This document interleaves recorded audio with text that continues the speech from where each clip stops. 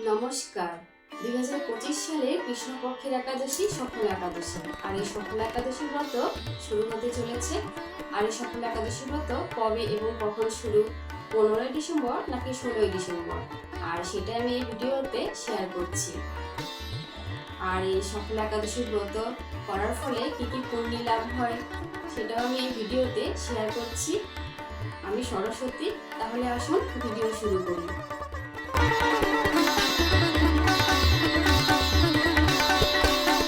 2025 সালের একটি অত্যন্ত গুরুত্বপূর্ণ একাদশী হল পৌষ মাসের কৃষ্ণপক্ষের সফলা একাদশী।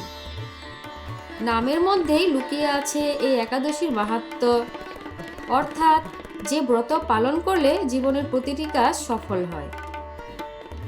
আজকের ভিডিওতে আমরা জানব 2025 সালে সফলা একাদশী 15 নাকি 16 ডিসেম্বর পালিত হবে। জানবো এই ব্রতের পৌরাণিক কথা, মাহাত্ম্য এবং ব্রতভঙ্গের সঠিক সময় বা পালনের সময়সূচি। সবার মনেই একটা প্রশ্ন থাকে, একাদশী 15 তারিখ নাকি 16 তারিখ? পঞ্জিকা এবং জ্যোতিষ গণনা অনুযায়ী 2025 সালের সফলা একাদশী পালিত হবে 15ই ডিসেম্বর 2025 সোমবার। স্মার্ত বা সাধারণ গৃহস্থরা এই দিনেই সোমবার ব্রত পালন করবেন। তবে যারা ইস্কন বা বৈষ্ণব মতে চলেন ক্যালেন্ডার ভেদে, তাদের ক্ষেত্রে এটি 16ই ডিসেম্বর হতে পারে। তাই আপনার প্রথা অনুযায়ী ক্যালেন্ডারটি একবার মিলিয়ে নেবেন। তবে সাধারণ পঞ্জিকা মতে 15ই ডিসেম্বর মূল উপবাসের দিন। এখন আমরা জানব সফলা একাদশীর মাহাত্ম্য। পদ্মপুরাণ ও ব্রহ্মাণ্ড পুরাণ অনুসারে সফলা একাদশী স্বয়ং ভগবান নারায়ণের অতি প্রিয়। কথিত আছে, হাজার অশ্বমেধ যজ্ঞ করেও যে পুণ্য লাভ করা যায় না, শুধুমাত্র নিষ্ঠার সাথে সফলা একাদশী ব্রত পালন করলে তার চেয়েও বেশি পুণ্য অর্জন হয়। এই একাদশী পালনে ভক্তের মনের সকল ইচ্ছা পূরণ হয় এবং কার্যে সিদ্ধি বা সাফল্য আসে, তাই এর নাম সফলা।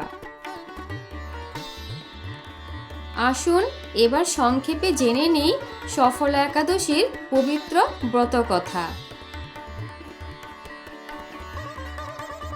পুরাকালে চম্পাবতী নগরীতে মহিষ্মান নামে এক রাজা ছিলেন। তার 4 পুত্রের মধ্যে জ্যেষ্ঠ পুত্র লুম্পক ছিল অত্যন্ত দুরাচারী ও পাপী। তার অত্যাচারে অতিষ্ঠ হয়ে রাজা তাকে রাজ্য থেকে বের করে দেন। লুম্পক বনে গিয়ে বাস করতে থাকে এবং ডাকাতি করে দিন কাটাতে থাকে।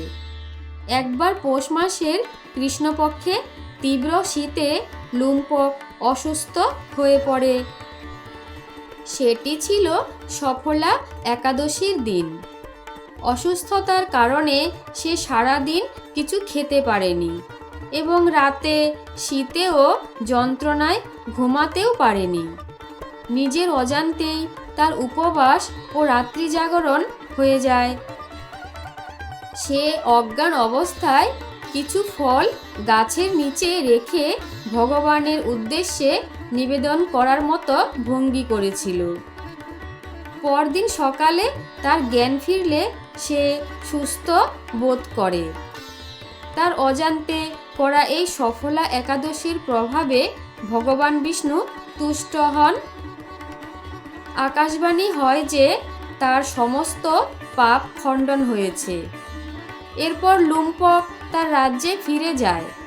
পিতা তাকে সাদরে গ্রহণ করেন এবং পরবর্তীতে সে একজন ন্যায়পরায়ণ রাজা হিসেবে রাজত্ব করে মোক্ষ লাভ করে। তাহলে এবার জেনে নেওয়া যাক ব্রত ভঙ্গের বা পালনের সঠিক সময়। যারা 15ই ডিসেম্বর উপবাস থাকবেন তাদের জন্য পালনের সময় হলো পরের দিন অর্থাৎ 16ই ডিসেম্বর মঙ্গলবার সকাল 7:07 থেকে সকাল 9:11 মধ্যে। স্থানভেদে এই সময়ের সামান্য এদিক ওদিক হতে পারে, তবে সকালের এই সময়টি সর্বোত্তম। আর যারা 16ই ডিসেম্বর মঙ্গলবার সফলা একাদশী ব্রত পালন করবেন তাদের জন্য পরদিন অর্থাৎ বুধবার ব্রত পালনের সঠিক সময় হলো সকাল 6:19 থেকে শুরু সকাল 9:45 মধ্যে। বন্ধুরা, ভগবান শ্রীহরির কৃপায় আপনাদের সকলের জীবন সফল ও সুন্দর হয়ে উঠুক। রাধে রাধে। আর কমেন্টে লিখুন হরে কৃষ্ণ। নমস্কার। ভিডিও ভালো লাগলে লাইক, কমেন্ট, শেয়ার ও সাবস্ক্রাইব করে পাশে থাকবেন এরকম আরও নতুন নতুন ভিডিও পেতে। সবাই ভালো থাকবেন, সুস্থ থাকবেন। দেখা হচ্ছে পরবর্তী আবার অন্য নতুন ভিডিওতে। জয় শ্রীকৃষ্ণ। রাধে রাধে।